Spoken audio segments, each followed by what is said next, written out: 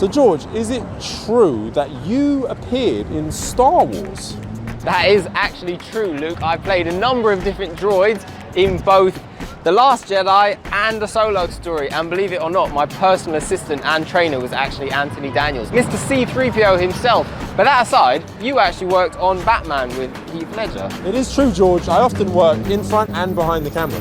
But George, talking of films, is it actually true that you're an award-winning filmmaker? Your film was placed at both BAFTA and the BFI. One of my proudest achievements, I suppose. But forget about that for a sec, because you are ranked the #1 Weller hair model in the world. Well, George, it's true. Have you seen my hair, bro? But forget that. You mentioned that you wrote a book, and I know that you've written more. I've actually got 3 books available on Amazon with more to come. But forget all of that, because you are actually an extremely unique guided meditation healing expert, and I've even heard many accolades from many individuals whom you have transformed to bring them into a much happier, more content state of mind. Yeah, George, but forget all that. We have to get on with the show. Yo, ladies and gentlemen, just a quick introduction to explain the context of a certain part of this video. Basically, at one point, Luke makes reference to someone called Peter Engel, who had a spiritual experience where he felt as if God was speaking to him. Peter Engel is the creator of the phenomenally successful Saved by the Bell, and at one point in his life, before creating that show, he had this remarkable experience where he genuinely felt as if he was being spoken to by a higher power, let's say. Now, we did an entire video on that, really one of the biggest videos that we've put out, but this video is entirely separate to that video. I just thought I would explain what Luke is talking about when he references Peter Engel having such an experience. That aside, let's get on with it. Come on! Okay, so there's a Native American proverb, and it talks about the idea that you've got 2 wolves inside of you, right? You've got 2 wolves inside of you, and one of those wolves is telling you good things and telling you positive things and telling you, you can do this, you can do that, and there's another wolf telling you you're useless and you can't make it and life sucks, right? And it's about which wolf you feed. There are 2 wolves inside of you. You decide which one you feed, essentially. And it's interesting because I've looked and researched that proverb, and it's a little bit misunderstood from what I understood previously. What it really means is that you shouldn't starve either wolf, because both wolves have a purpose. Both wolves are necessary for you to balance yourself in your life. But oftentimes, in many cases, including my own case, it's very easy to feed the dark wolf, the negative wolf.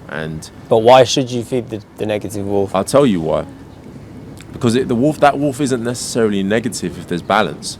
You might need that. You still need that yin yang. You still need that balance. You still need the wolf that is telling you things that aren't necessarily positive, but they may give you the motivation that you need in that moment to do what you need to do. Does that make sense? So if you've got 2... You can't have light without dark. Yeah, you need both But that doesn't mean you should listen to the dark. Doesn't mean you should listen to the dark, but it's there. Unfortunately, what we can often do is feed and listen to that wolf a lot more than the other one that's saying you can do this and you're wonderful and life is beautiful. And we don't listen to that wolf. At least a lot of us don't. So it's interesting thinking of Peter Engel and the story that you told about that message from God. For me, that is more the way I would see it, is more that it was for me anyway. It was more his own inner bright wolf, his own inner light, his own inner truth that spoke to him and gave him this message.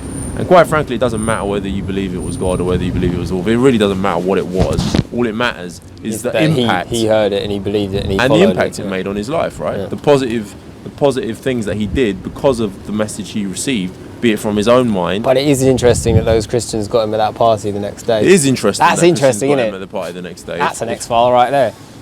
That's a very interesting file, but it's fascinating to me how the mind works and how easily we can be influenced by our inner wisdom or our inner fear or inner pain, and what we choose to then listen to. What up guys, so I'm here today to tell you a little bit more about what I do and who I am. So basically, meditation has been a key aspect of my life. It's helped me get through so many different difficulties. There is a way to do it, and I'd love to help you do it. If you feel you need that help, I'd love to give you that help, because I wish someone was there for me. I wish someone had been able to help me and give me the tools that I use. And you know what? There wasn't. I struggled so much every day when I was younger. I didn't know how to deal with my own inner demons, right? We all have our demons, we all have our issues. But I feel I've developed techniques which are, quite frankly, nothing new. I didn't invent these techniques. These are ancient techniques that have been around for centuries, but I've found ways to utilize them in order to not only survive, but thrive, right? Here I am in London town, in the center of Trafalgar Square, living my life in